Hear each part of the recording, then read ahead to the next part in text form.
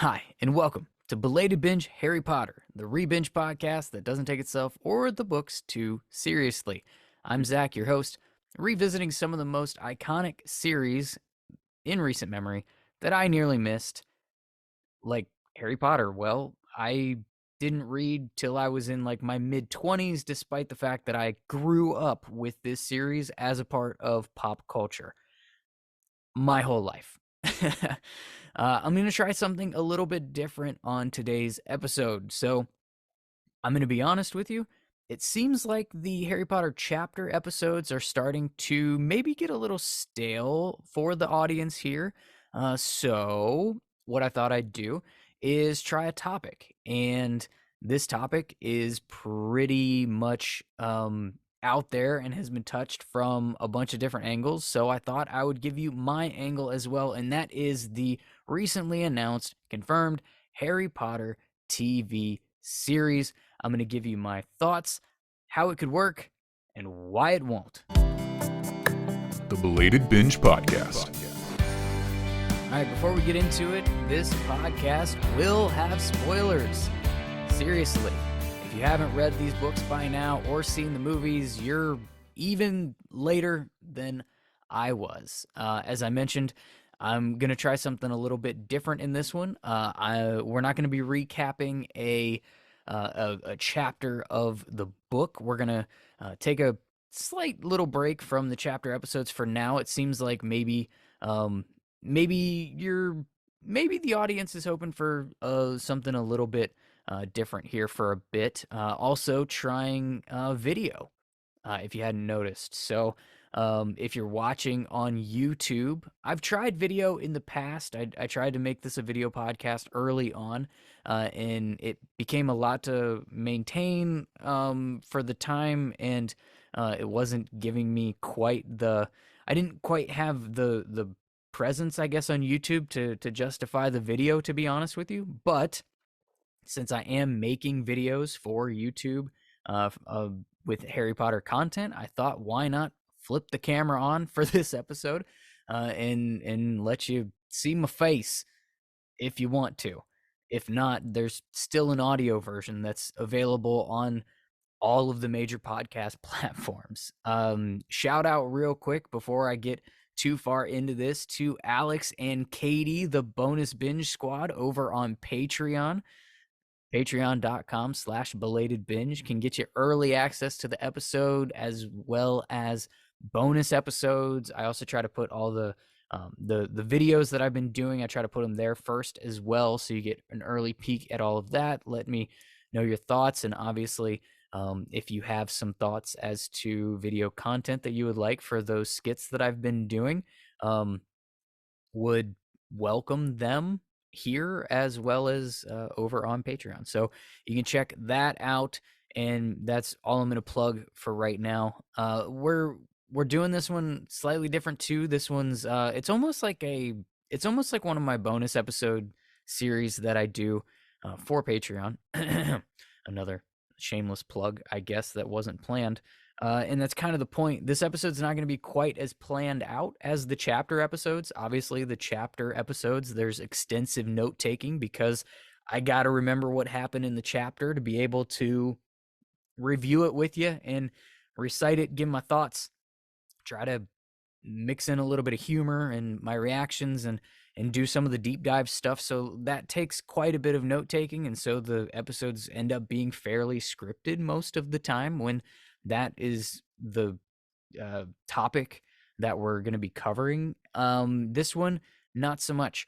This is going to be a little bit more like my Behind the Mic series that is completely off the top of my head when I do those for patrons. This one's not going to be quite that freestyled, but I've just got some general, ideas that I'm going to kind of talk through, and we're going to do it a little bit on the fly, I guess, as it relates to the new Harry Potter TV series that it's out there. It's been out there now.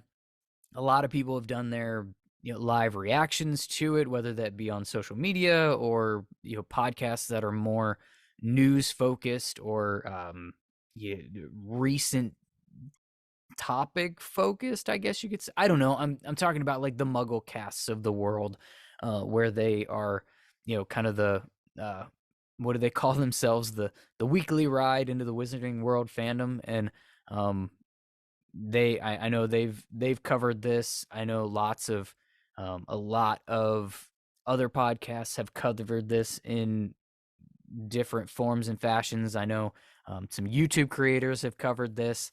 And so you might ask, why the heck am I? And well, I figured it was my turn, I guess.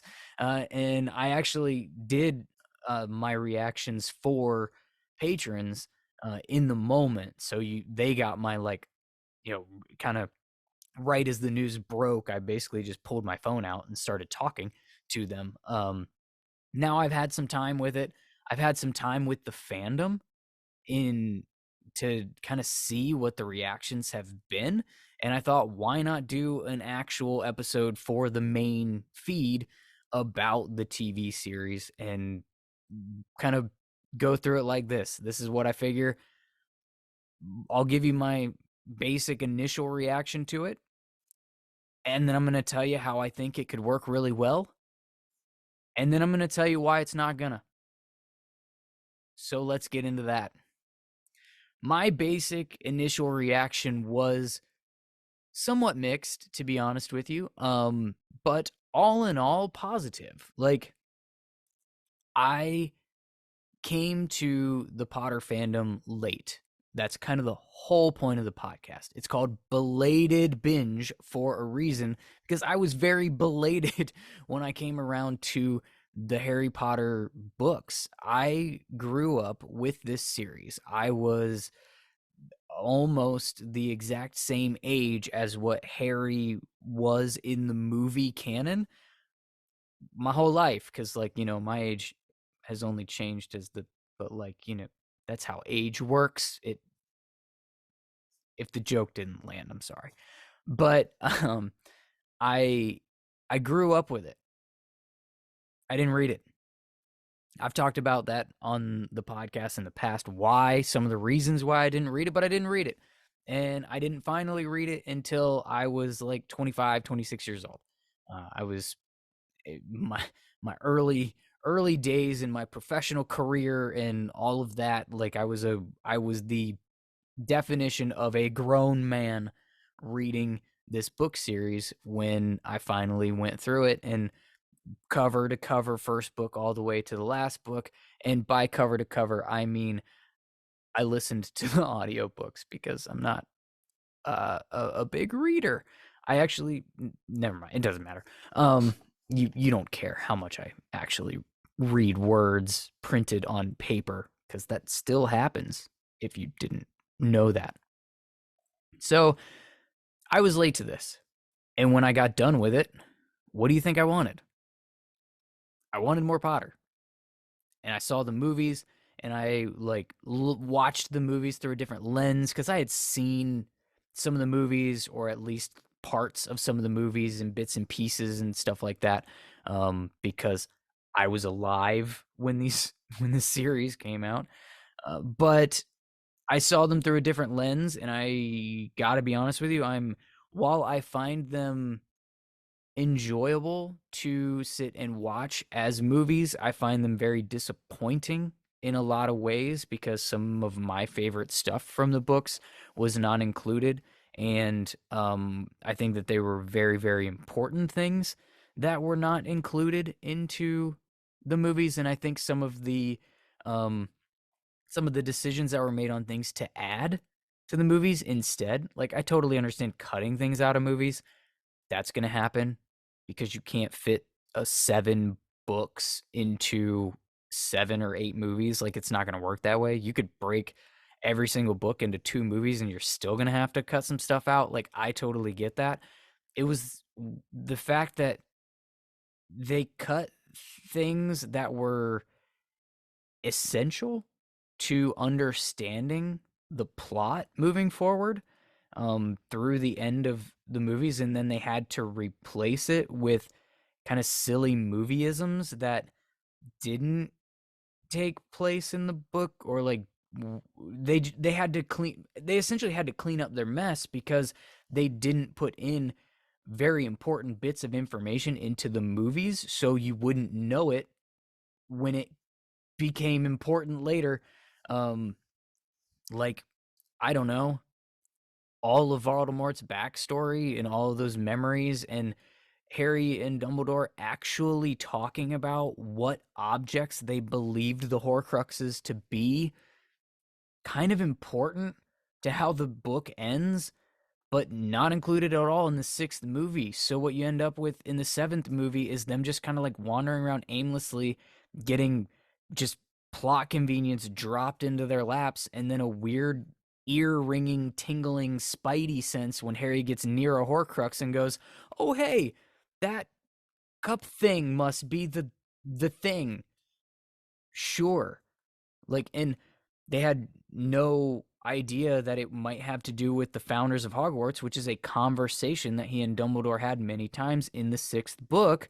Didn't happen in the movie. So what does he get? He gets this like weird image in his mind's eye of the Gray Lady for no reason, and like a flag or something for Raven. Like, it was just, they had to shoehorn stuff in because of what they left out.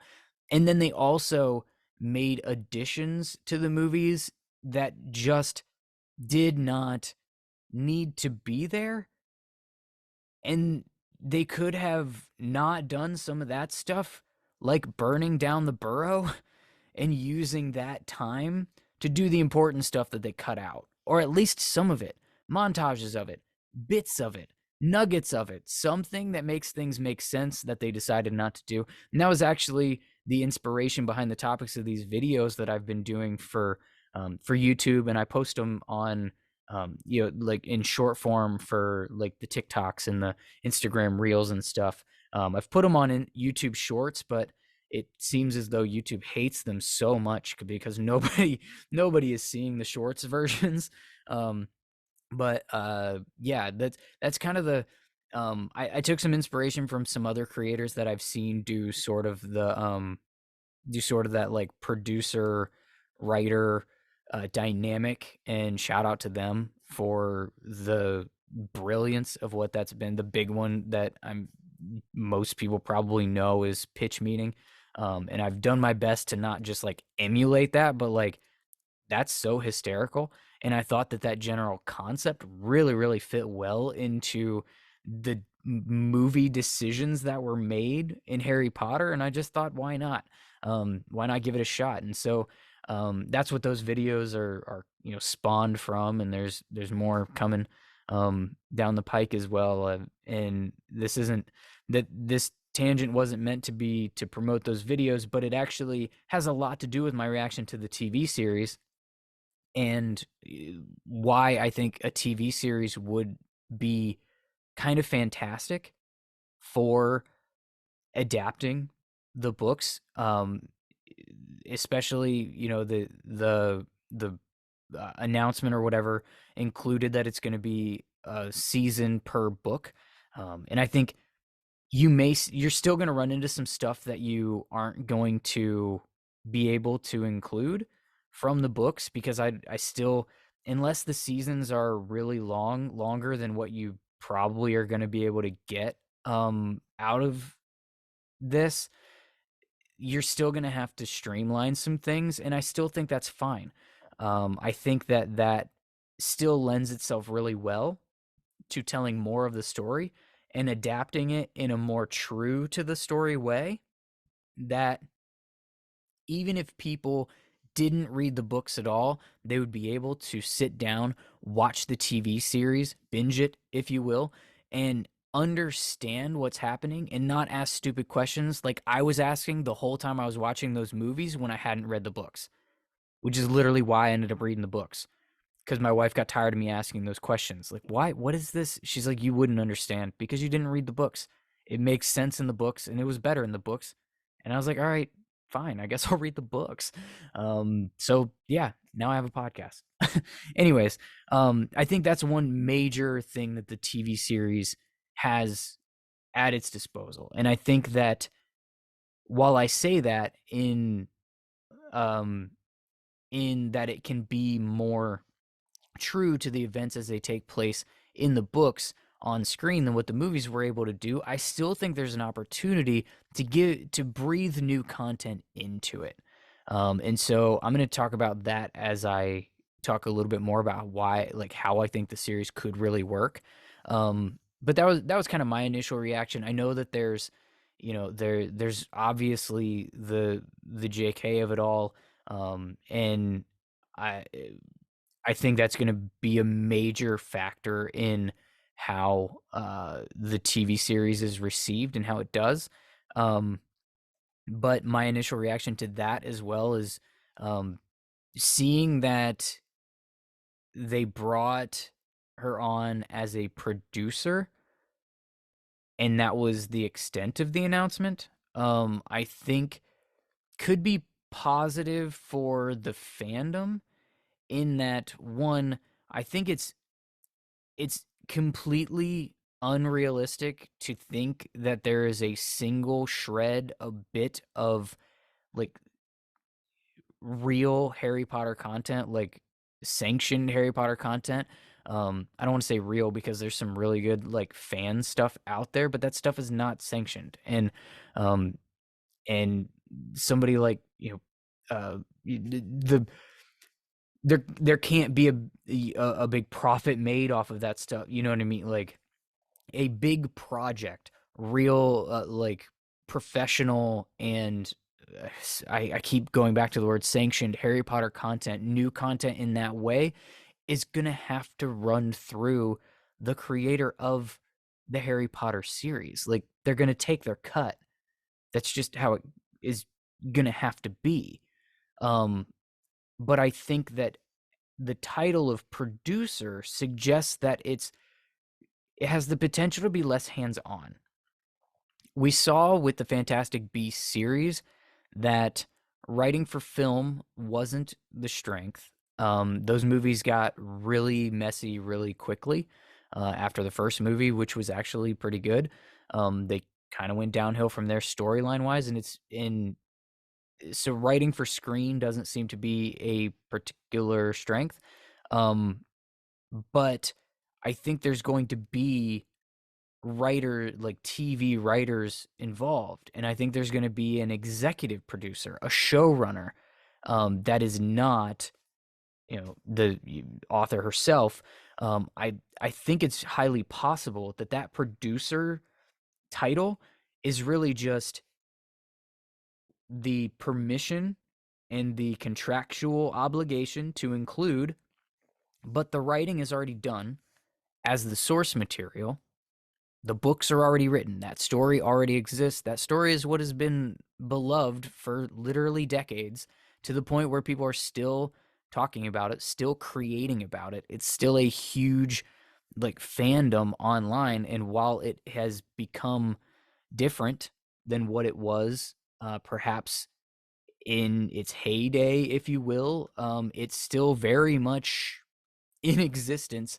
And we'll talk more about the fandom later in this episode as well. But I mean, it's been 20 years, and this thing is like we're still here. We're still doing this stuff. So there's obviously still an appetite for this original series, and that original series is written.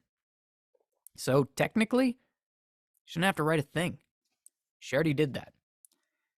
It has the opportunity for it to be the contractual obligation and the ability to give the stamp of approval, as long as the showrunner does the original material justice. It's possible that there's not that much involvement. Now, it's also possible that there's a ton of involvement. Obviously I don't know anything. I'm not an insider.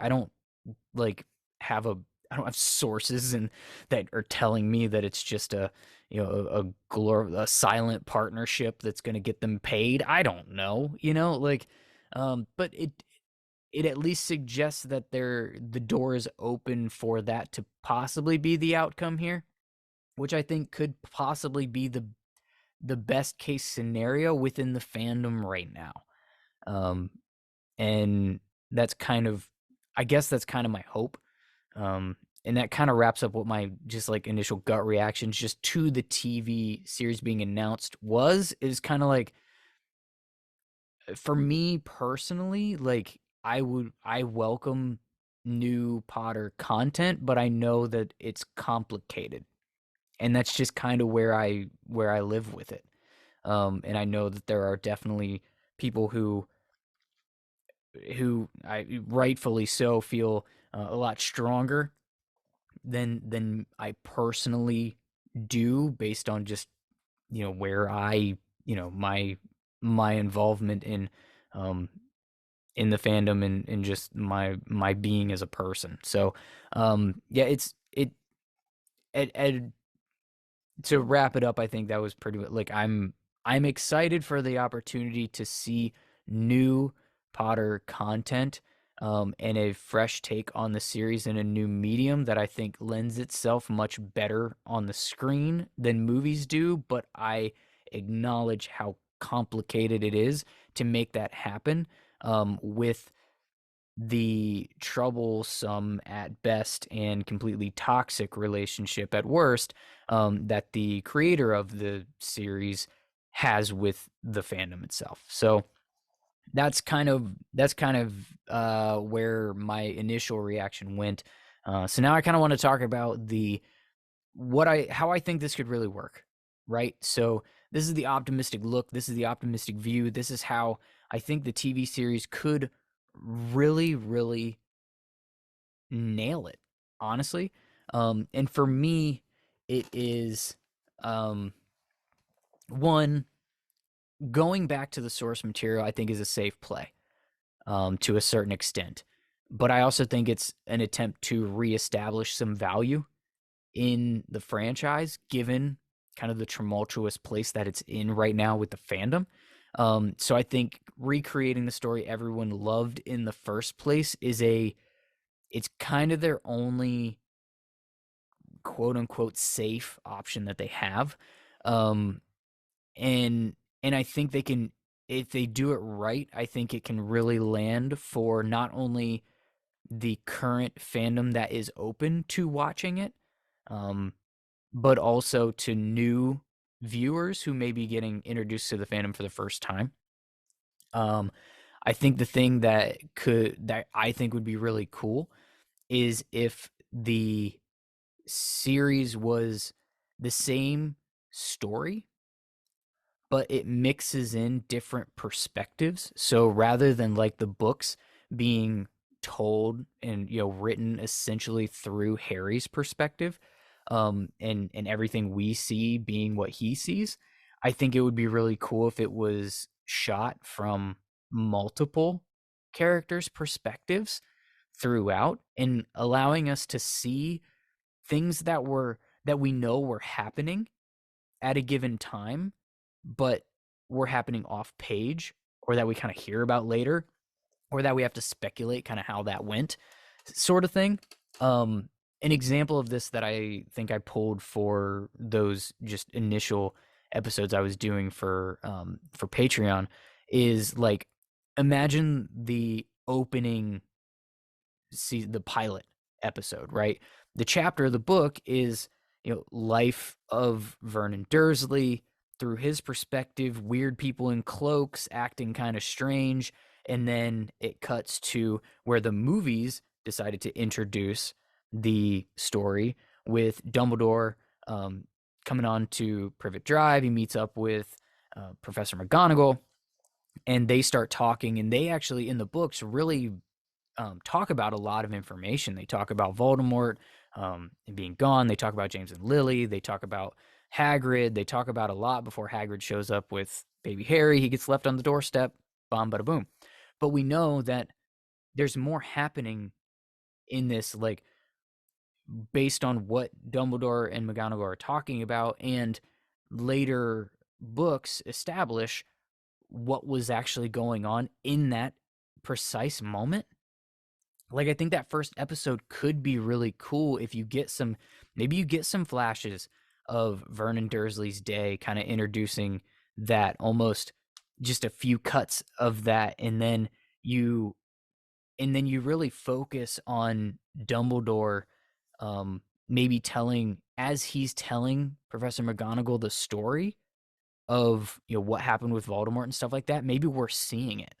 I've also seen it suggested, and I'd be open to this too, if the series actually opened with Voldemort showing up at Godric's Hollow and, killing the Potters, and we see it take place. I think that could be really cool.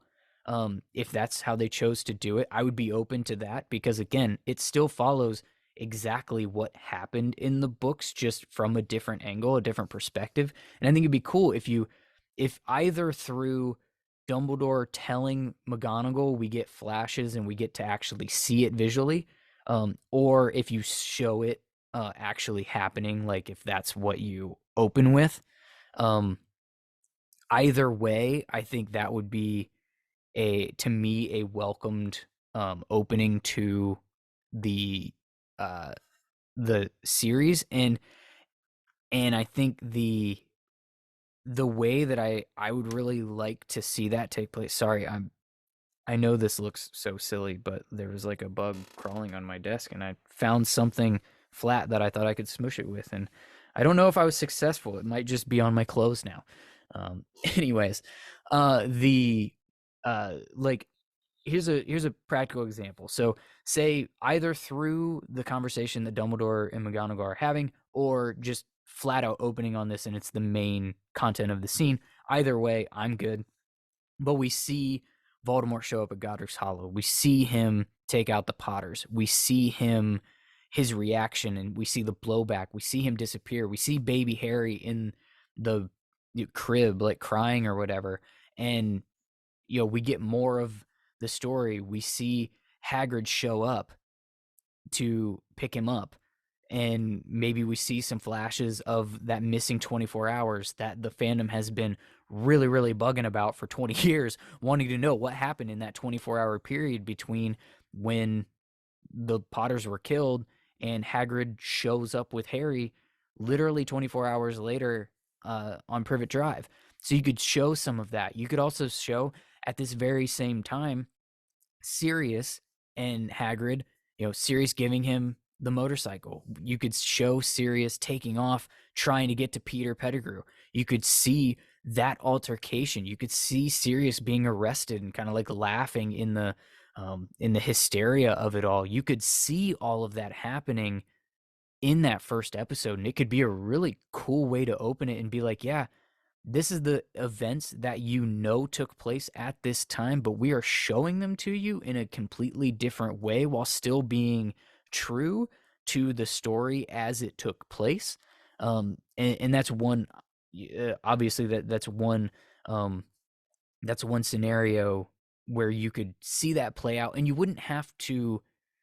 It could be done in cool ways where it's almost cuts and flashes a little bit. It doesn't necessarily have to be like a full episode of this, and therefore you have to cut stuff out from what was actually written down in the page in a later episode because you used time on this kind of thing. I think, again, if done properly, or I guess if executed well, that could really pop, in my opinion, for the current fandom, that, like I said, is open to a new TV series, giving them something, giving them a new way to take in the story that they already know. Um, and um, that's kind of my thoughts on a really cool way that they could tell the story through the series, and I think that could really work.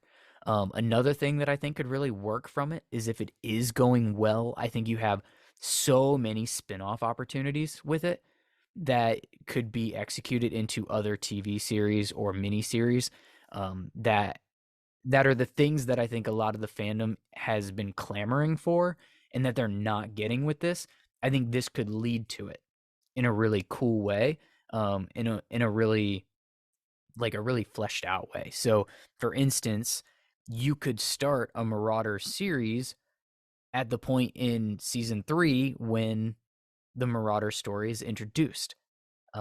Whether I've heard people suggest that one already. I've heard them suggest that maybe one of the episodes is like a full flashback episode, and you're showing the Marauders, and ultimately what you're doing is that flashback episode is the pilot for the Marauders series, and I think that's a cool option to do. I don't necessarily know that that would be the way I would necessarily execute it because again, I think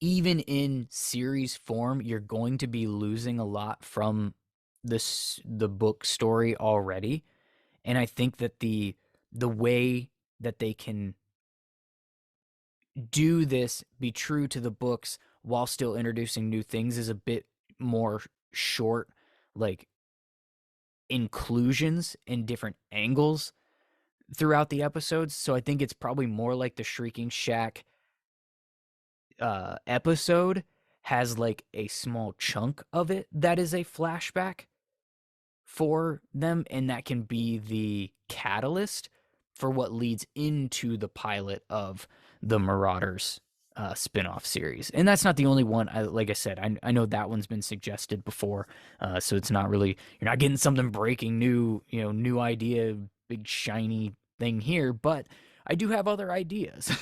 um, in that same vein, you can spin off. There's so many spin-offs you can do. You can spin off a Voldemort origin story from the memory episodes in season 6.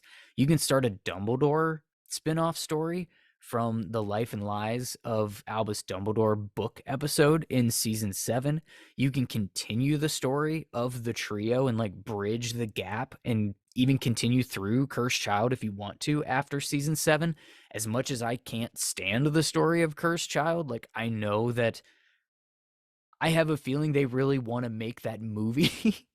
You could use the TV series to kind of like bridge the end of the book series to the point where a Cursed Child happens, then the movie happens, and then kind of go wherever you want from there. I think you can do that from the end of season 7. I think you can even I know a lot of people have clamored for a Founders series or like a Founders mini series at the least. And I think you could do that at a couple of cool points throughout. And I think it would be centered around the Sorting Hat.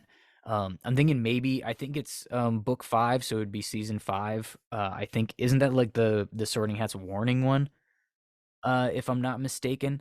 So where I think that's one where he does do a pretty extensive explanation of the founders and the houses and stuff in that one, and I think that would be a really good one to then, like I said, spin off like a mini series or a founders series, and I think that is a really I think it's a really cool opportunity. I really do.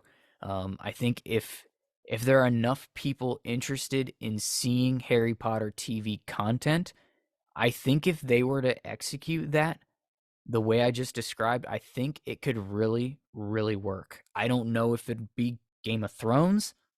I don't know if it would be The Office. I don't know if it would be Sopranos in terms of just like how big it could possibly be, but I think it could be really, really good. And I think if they do this really, really well, then the audience is going to come. At least enough of the audience is going to come because this fandom is still so big and there are still so many people that fall within it that want to see new stuff. There is. Um, there's going to be a section that isn't. That is going to take place, and honestly, that's okay that that is the case. Um, I I I personally do not blame anyone who is just not interested in doing it anymore, and because of what's been happening with the author in of the series and the stuff that she's been saying on Twitter, about the transgender community. And like I get it. If you are out, I am I support you being out. I'm just saying I think there are probably still enough people that would be in that it could be successful again if executed um, in a really solid and intriguing way. If they just play it like totally safe and the acting falls flat and the casting isn't that good, it's not shot that well, the special effects aren't that good. Like if it's not that good, it's not going to hit. But if it's really good, it's going to hit. I think it is. But it's got to be really good. And I think what I just explained, or the idea I just put forth, I think that could be really good if they did it. So that's how I think it could work. But I don't think it will. And this is why. This is why I don't think it's going to work. And it all pretty much comes down to, we've talked about the situation with the author, and I think that has just poured just an insane amount of fuel onto a toxic dumpster fire that I feel this fandom is right now. It is so like divided and just the only word I can ever think to describe it right now is toxic. There are still lots of good people in the fandom that either want new Harry Potter content or they don't. Um, and they're still good people and they don't yell at people online. But like, it's the internet. People yell at each other online.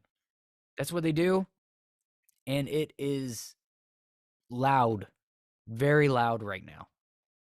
And I don't see it getting quieter with the TV series. Get it like when it gets started. I think that every casting announcement that's made is just going to be ripped to shreds by people who wanted somebody else, or I can't believe you think that this person could do it, or if this, I can't believe you're not casting Dan, Emma, and Rupert. It's like, yeah, because like they don't wanna, and they're not 11 anymore.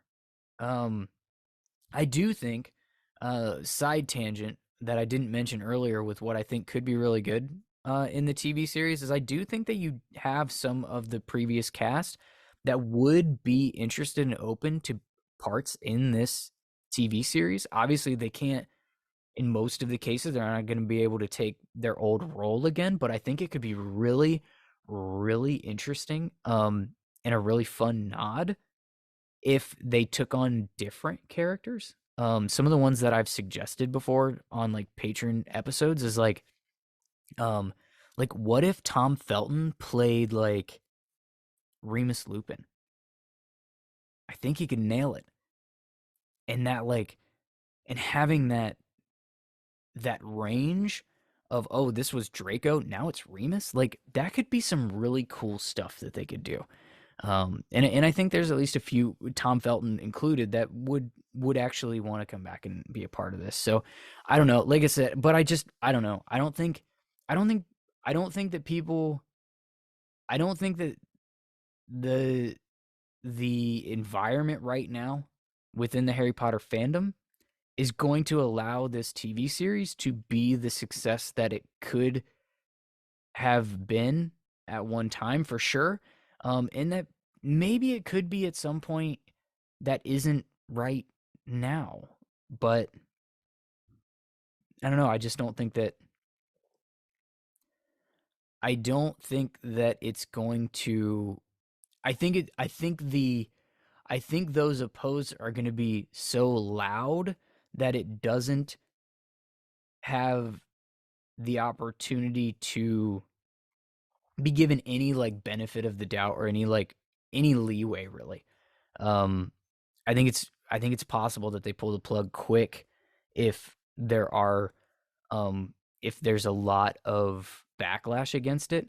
Um, and I think that's highly possible with where we are in the fandom. So that's why I think that it probably won't work. Even though there is a way that they could do it. And it'd be really cool if there wasn't so much outside noise that is relevant noise. Don't get like, I want to make that very clear.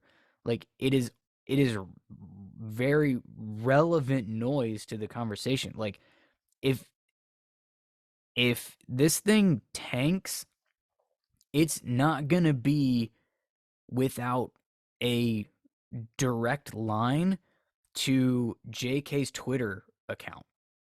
Like, she essentially would be sabotaging her own series and the own fandom, that rallied around her work. I mean, that's the part of this that just, and I'm not gonna go down that road in this podcast. And uh, yeah, but as a about as neutral of a third party and new person, just like showing up to this as a grown adult, it's I don't see anything. Um, I there's not a lot welcoming at the moment for new Potter content, and I don't see how this thing survives it. But we'll see. I'm wrong several times a day, so I could be very much wrong about this.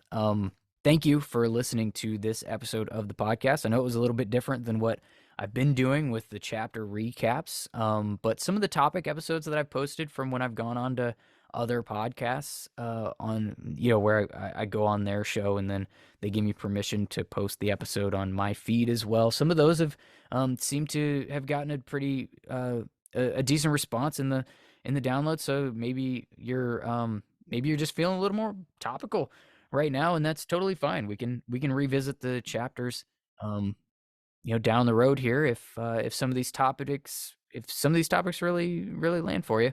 Um, like I said earlier, check out the YouTube videos. Those are really fun to do. So I'm really hoping that those catch on, because they're, like I said, they're really fun to do. They're really fun to write. They're fun to shoot. Um, I even don't hate editing them, which is also a plus. Um, if you're watching on YouTube, please hit the like button, subscribe. If you are listening on one of the many podcast apps out there, please leave a rating and review, and all of that. There's the website is a place to get links to literally all the things. Belatedbinge.com. I don't really know how else to sign off of this other than to just say, thanks, bye.